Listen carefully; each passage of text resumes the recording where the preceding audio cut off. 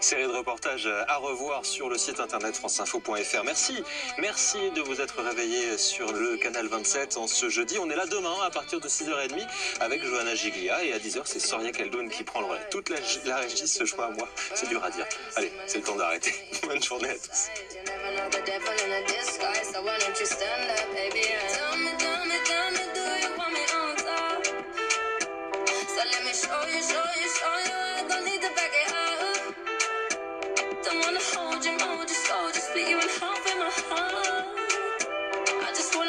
Trust in you, honor you, please do the same on your part. Be honest, you want it. I can be heartless, regardless of my conscience. Be honest, you want it.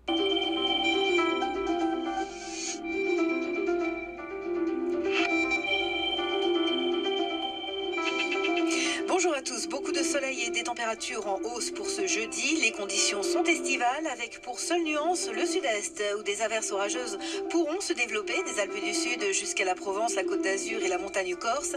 Attention, ces averses pourront donner de la grêle et être accompagnées de bourrasques. Le vent qui soufflera également toujours autour de la Méditerranée, Mistral, Tramontane à 60 km/h en rafale. Les températures grimperont cet après-midi, 20 degrés à Cherbourg, 22 à Brest, 25 à Biarritz et Lille, 26 degrés à Lyon, 27 degrés à Paris, Nancy, Limoges, 28 degrés pour Nevers, 29 à Toulouse et Marseille, 30 degrés à Bordeaux et Ajaccio et 32 degrés pour Perpignan. Demain, même programme estival et toujours ces risques d'averses orageuses vers les Alpes et la montagne corse. Température à la hausse le matin comme l'après-midi. Bonne journée à tous.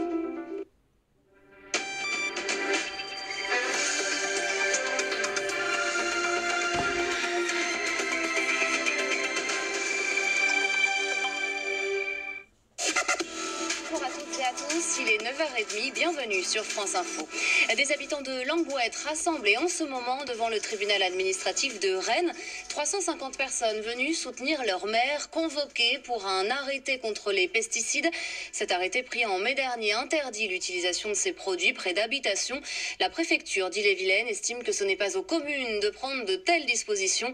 Sur France Info, Daniel Cueff a répondu juste avant l'audience qui doit commencer à l'instant. À partir du moment où l'État ne joue pas sa fonction de protection de la population, il revient au maire de le faire, estime l'élu. Les pommes, tomates et autres fruits et légumes bio vendus trop cher dans les grandes surfaces. Une étude de l'UFC Que Choisir l'affirme et montre que les marges sont plus élevées que celles pratiquées sur les produits de l'agriculture conventionnelle, 75% de plus en moyenne. On ne voit pas ce qui le justifie, tranche le président de l'association de consommateurs ce matin sur France Info. Il prône le name and shame, la publication des données par enseigne pour que l'opinion publique se mobilise et pousse la grande distribution à changer ses pratiques. Il manquerait 800 médecins dans les services d'urgence en France, un chiffre avancé aujourd'hui par le magazine Le Point.